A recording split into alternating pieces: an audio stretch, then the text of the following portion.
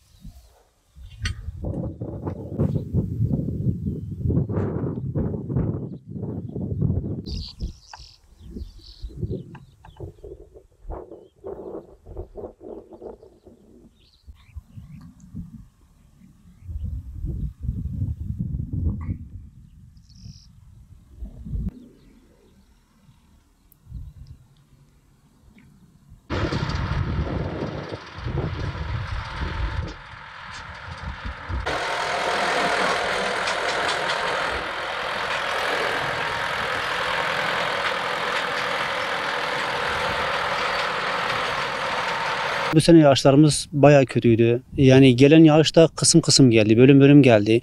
Bu yüzden de çok zorlandı. Hem verim açısından hem de tarlaların bakım açısından çok zorlandı. Çok kötü oldu bizim için. Tarlaların bir kısmı yağıştan faydalandı. Geçen senelere göre yine iyiydi ama bu sene tarlaların bir kısmı çok kötü. %30, %40 gerileme yaptı. Mercimek biçiyoruz şu anda. Bir 10 gün sonra da artık harmanla patozuna geçeceğiz. Temennimiz devlet bize biraz daha destek olsaydı. Su kanallarımız var. Su kanallarında şu anda hiçbir şekilde su gelmiyor bize. Yaklaşık 10 yıldan fazla oldu. Su kanalları geldi ama hiçbir şey yok. Su yok bizde. Bir de sadece şu anda aldığımız şey mazot desteğidir. Başka da bir şey yok. Çiftçilikle uğraşıyoruz ve hayvancılıkla uğraşıyoruz. Bu sene umduğumuz gibi tarımdan, ziraatten bir verim alamadık. %30, %40 verim kaybı yaşadık biz. Mercimeğin süreci şu şekilde: Ekim, Kasım civarında ekiyoruz. Şimdi hasat zamanında hasadını yapıyoruz. Verim bu sene bayağı düşük oldu. 400 mercimek, 100 dönüm arpa, yaklaşık 200 dönüm de buğday var. Mercimeğin dönümü 190-200 kilo arası veriyordu normal senelerde. Bu sene hani 150 kilo da verse, 140 kilo da verse hani bizim için mükemmel bir derece. Yani bu seneki beklentimiz şu an belli değil. Hani 30 diyorlar, bazıları 40 diyor. Geçen sene biz 21 ile 19-16 civarı, o civarlar değişiyordu hani sattık veya da tohum için aldık. Biz de tohum için 23'e aldık. Normal satışımızda 16'ya sattık.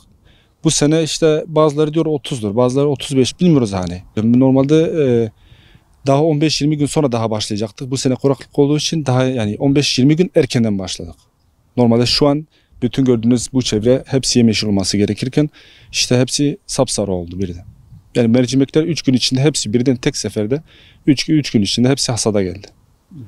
Bazı yerlerde bozulma var. Beklentimiz devletten şu, yani mazot desteği zaten alıyoruz. Diye normal hani destekle ne bileyim hani mercimek desteği, arpa, buğday. Fiyatın iyi olması.